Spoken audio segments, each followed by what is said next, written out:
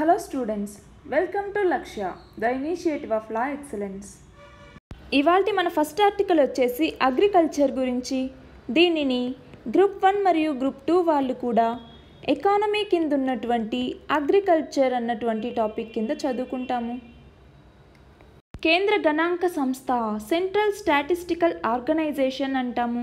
CSO గత ఏడాది మార్చి 31న విడుదల చేసినటువంటి నివేదిక ప్రకారం భారతదేశ స్థూల దేశీయోత్పత్తి జీడిపి పెరిగినంత వేగంగా వ్యవసాయ రంగం వృద్ధి చెందడం లేదు అనేసి నివేదికలో చెప్పింది.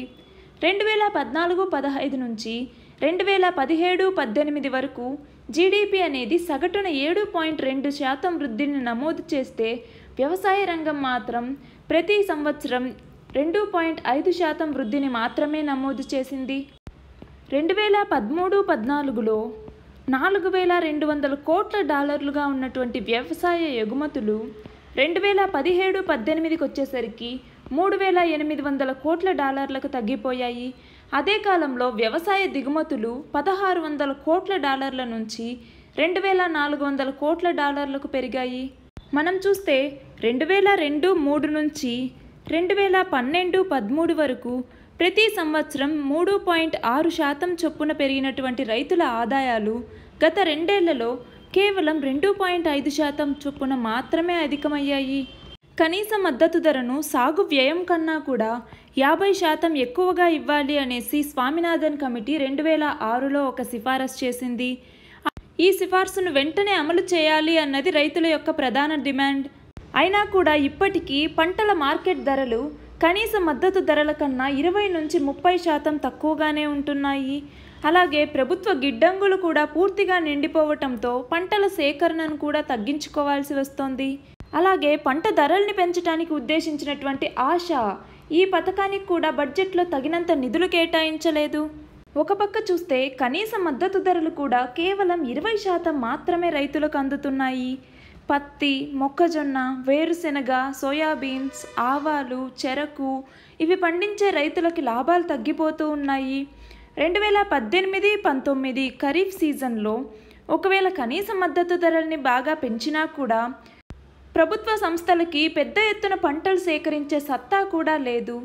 రైతులకు మెరుగైన ధరల్ని అందించాలి అంటే వ్యవసాయ మార్కెటింగ్ వసతుల్ని, సంబంధిత చట్టాల్ని మార్పులు చేర్పులు చేసి వాటిని కరెక్ట్గా అందించడం ద్వారా మాత్రమే రైతులకు మెరుగైన ధరలు అందించగలము. రాష్ట్రాలన్నీ కూడా రైతుల యొక్క రుణమాఫీకి ప్రాధాన్యం ఇస్తున్నాయి తప్ప కేంద్రంతో కలిసి రైతుల యొక్క ఆదాయాల్ని పెంచటం మీద మాత్రం దృష్టి పెట్టడం లేదు.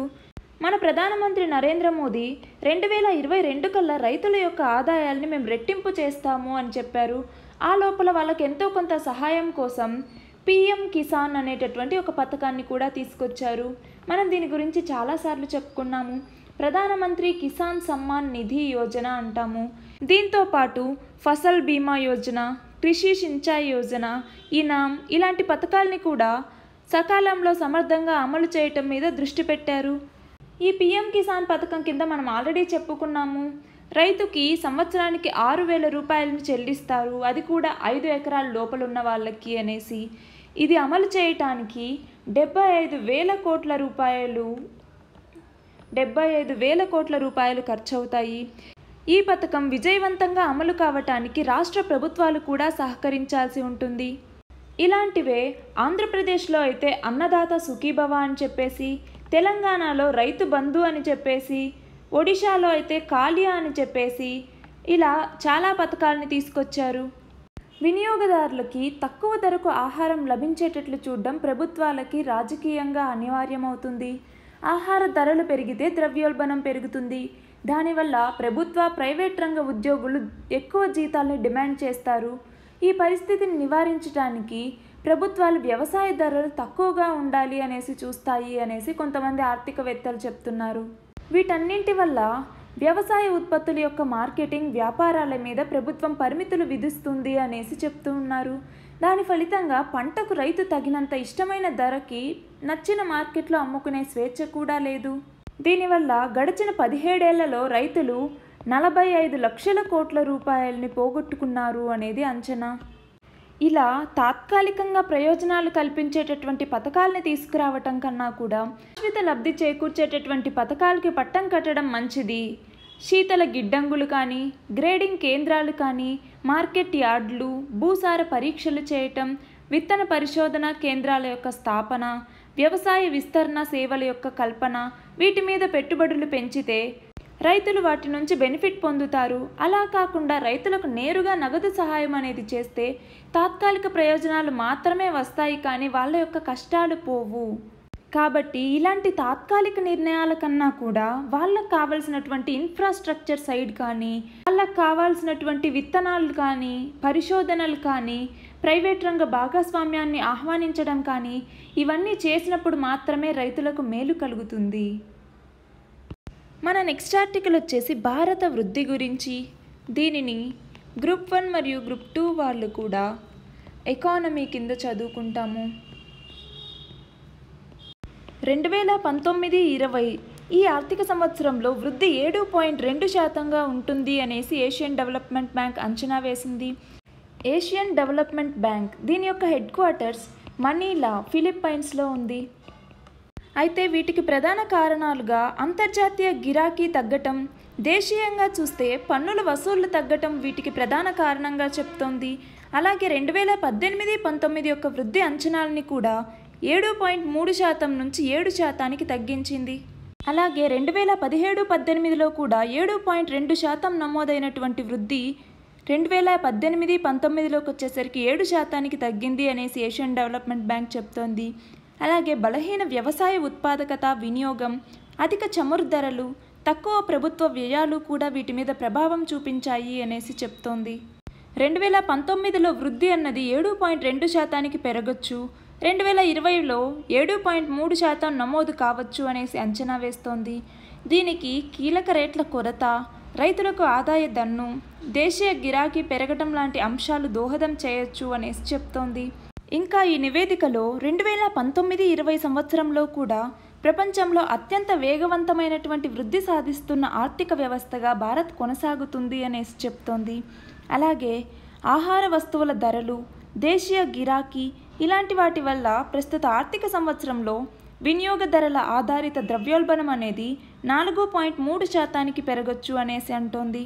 2020-21కి 4.6% ద్రవ్యోల్బణం అనేది చేరొచ్చు. దానివల్ల రేట్ల కోత విధించేందుకు ఆర్బీఐకి అవకాశం ఉంది అనేసి చెప్తోంది. అలాగే ప్రస్తుత ఆర్థిక సంవత్సరంలో కరెంట్ ఖాతా లోటు, కరెంట్ అకౌంట్ డెఫిసిట్ అన్నది కూడా 2.4% వస్తుంది. అలాగే 2.5% వచ్చే ఆర్థిక సంవత్సరంలో ఇది చేరొచ్చు అనేసి దీని నివేదికలో చెప్పటం జరిగింది. మన నెక్స్ట్ ఆర్టికల్ వచ్చేసి ఆర్బీఐ పరపతి విధాన సమీక్ష గురించి. దీనిని గ్రూప్ 1 మరియు గ్రూప్ 2 వాళ్ళు కూడా ఎకానమీ కింద ఉన్నటువంటి బ్యాంకింగ్ అన్న కాన్సెప్ట్లో చదువుకుంటాము. రిజర్వ్ బ్యాంక్ ఆఫ్ ఇండియాకు సంబంధించినటువంటి ఎంపీసీ అంటాము, పరపతి విధాన కమిటీ, మానిటరీ పాలసీ కమిటీ. ఇది పరపతి సమీక్ష నిర్ణయాన్ని ఈరోజు తెలియజేయబోతోంది. ఫిబ్రవరిలో జరిగినటువంటి సమావేశంలో ఈ ఎంపీసీ అనేది తన ధోరణి తటస్థానికి మార్చింది. ఇప్పుడు సర్దుబాటు ధోరణికి మార్చవచ్చు అనేసి విశ్లేషకులు అంచనా వేస్తున్నారు. అలాగే ఆర్థికవేత్తలు, విశ్లేషకులు 4 అంశాల మీద ప్రత్యేకంగా దృష్టి సాధిస్తున్నారు. అందులో ద్రవ్య లభ్యత, ద్రవ్యోల్బణం, ఇంకా వర్షాలు, అంతర్జాతీయ పరిస్థితులు, అలాగే వృద్ధి, ఈ 4 అంశాల మీద ప్రత్యేకంగా దృష్టి సారిస్తున్నారు. మన నెక్స్ట్ ఆర్టికల్ వచ్చేసి పసుపు కుంకుమ గురించి. దీనిని గ్రూప్ 1 మరియు గ్రూప్ 2 వాళ్ళు కూడా ఇంపార్టెంట్ గవర్నమెంట్ ఇనిషియేటివ్స్ అన్న టాపిక్ కింద చదువుకుంటాము. ఆంధ్రప్రదేశ్ ప్రభుత్వం పసుపు కుంకుమ పథకం కింద స్వయం సహాయక సంఘాల సభ్యులు ఒక్కొక్కళ్ళకి కూడా 10,000 రూపాయల చొప్పున 3 విడతల్లో సాయాన్ని అందిస్తాము అనేసి రాష్ట్ర ప్రభుత్వం ప్రకటించింది. అందులో భాగంగానే ఫిబ్రవరిలో 3 విడతలకు సంబంధించి పోస్ట్ డేటెడ్ చెక్కులను ఒకేసారి లబ్ధిదారులకు పంపిణీ చేసింది. 2 విడతలకు సంబంధించి 6,000 ఇప్పటికే లబ్ధిదారుల ఖాతాల్లో జమ అయ్యాయి. 3వ విడత ఏప్రిల్ 5న జమ చేయాల్సి ఉండగా మార్చి 10 నుంచి మనకి మోడల్ కోడ్ ఆఫ్ కాండక్ట్, ఎన్నికల ప్రవర్తన నియమావళి అనేది అమల్లోకి వచ్చింది. దానితో ఆ నిధుల యొక్క విడుదల మీద సందిగ్ధత అనేది వచ్చింది. దీని మీద ఆంధ్రప్రదేశ్ రాష్ట్ర ఎన్నికల ప్రధాన అధికారి భారత ఎన్నికల సంఘాన్ని వివరణ కోరితే ఏపీలో పసుపు కుంకుమ 3వ విడత నిధుల విడుదలకి అనుమతి అనేది ఇచ్చింది. అయితే మోడల్ కోడ్ ఆఫ్ కాండక్ట్ అమల్లో ఉంది కాబట్టి వీటి విడుదల మీద ఎలాంటి ప్రచారం కూడా చేయకూడదు. ఎలక్ట్రానిక్ కానివ్వండి, రేడియో, ఇంటర్నెట్, ప్రింట్, ఇతర ఏ మాధ్యమాల ద్వారా కూడా ప్రచారం చేయకూడదు. అలాగే నిధులు లేకపోతే చెక్కులు పంపిణీ చేసేటప్పుడు కూడా ఎలాంటి ప్రత్యేక కార్యక్రమాలని కూడా నిర్వహించకూడదు అనేసి చెప్పింది. మన నెక్స్ట్ ఆర్టికల్ వచ్చేసి ఎలక్షన్స్లో సోషల్ మీడియా పాత్ర గురించి. దీనిని గ్రూప్ 1 మరియు గ్రూప్ 2 వాళ్ళు కూడా సైన్స్ అండ్ టెక్నాలజీలో ఉన్నటువంటి సోషల్ మీడియా అన్న కాన్సెప్ట్ కింద చదువుకుంటాము. అలాగే దీనిని ఎలక్షన్స్కి కూడా లింక్ చేసుకుంటాము. ఎన్నికల్లో ప్రచారం కోసం చాలామంది గ్రూప్లను క్రియేట్ చేస్తూ వాళ్ళకు సంబంధించిన సమాచారాన్ని అందులో చేరవేస్తూ ఉంటారు. అయితే ఇకపై ఏదైనా వాట్సాప్ గ్రూప్లో ఎవరి పేరైనా చేర్చాలి అన్నా కూడా వాళ్ళ యొక్క అనుమతిని తప్పనిసరి చేస్తూ వాట్సాప్ అనేది ఒక ఆప్షన్ని అందుబాటులోకి తీసుకొచ్చింది. స్మార్ట్ ఫోన్లో ఉన్నటువంటి వాట్సాప్ సెట్టింగ్స్లో నోబడీ, మై కాంటాక్ట్స్, ఎవ్రీవన్ అనేటటువంటి 3 ఆప్షన్స్ ఉంటాయి. నోబడీ అన్న ఆప్షన్ని కనుక ఎంచుకుంటే మన అనుమతి లేనిదే ఎవ్వరూ కూడా మనల్ని గ్రూప్లో చేర్చలేరు. మై కాంటాక్ట్స్ని కనుక ఎంపిక చేసుకుంటే మన ఫోన్ అడ్రస్ బుక్లో ఉన్న వాళ్ళు మాత్రమే గ్రూప్లో యాడ్ చేయగలరు. ఈ 2 ఆప్షన్లలో ఏది ఎంచుకున్నా కూడా మనల్ని గ్రూప్లో చేర్చాలి అనుకునే వాళ్ళ నుంచి మనకు ఒక సందేశం వస్తుంది. 3 రోజుల లోపల ఓకే చెప్తే గ్రూప్లో చేరినట్టు, లేకపోతే చేరినట్టు. మన నెక్స్ట్ ఆర్టికల్ వచ్చేసి ఎలక్షన్స్ గురించి. దీనిని గ్రూప్ 1 మరియు గ్రూప్ 2 వాళ్ళు కూడా పాలిటీ కింద ఉన్నటువంటి ఎలక్షన్స్ అన్న టాపిక్ కింద చదువుకుంటాము. కేంద్ర ఎన్నికల సంఘం పోలింగ్ సమయాన్ని 1 గంట పొడిగించింది. ఇంతకుముందు ఉదయం 7 నుంచి సాయంత్రం 5 గంటల వరకు పోలింగ్ జరిగేది. ఇప్పుడు ఉదయం 7 నుంచి సాయంత్రం 6 గంటల వరకు జరుగుతుంది. రాజ్యాంగం నుంచి సంక్రమించినటువంటి ఓటు హక్కును ప్రతి ఒక్కరూ వినియోగించుకునేందుకు వీలుగా ఈ నిర్ణయాన్ని తీసుకోవటం జరిగింది. పైగా ఈసారి వీవీపీఏటీ పరికరం ద్వారా మనం ఎవరికి ఓటేసాము అన్నది 7 సెకండ్ల పాటు చూసుకోవచ్చు. ఎవరికి వేశాము ఆ గుర్తు మరియు అతని పేరు 2 కనపడతాయి. దాంతో పోలింగ్కి కొంచెం ఎక్కువ సమయం పడుతుంది. అలాగే ఈసారి ఓటర్లు కూడా ఎక్కువగా ఉన్నారు. వీటన్నింటినీ దృష్టిలో పెట్టుకుని ఎన్నికల సంఘం పోలింగ్ సమయాన్ని 1 గంట పెంచుతూ నిర్ణయం తీసుకోవటం జరిగింది. Thank you very much.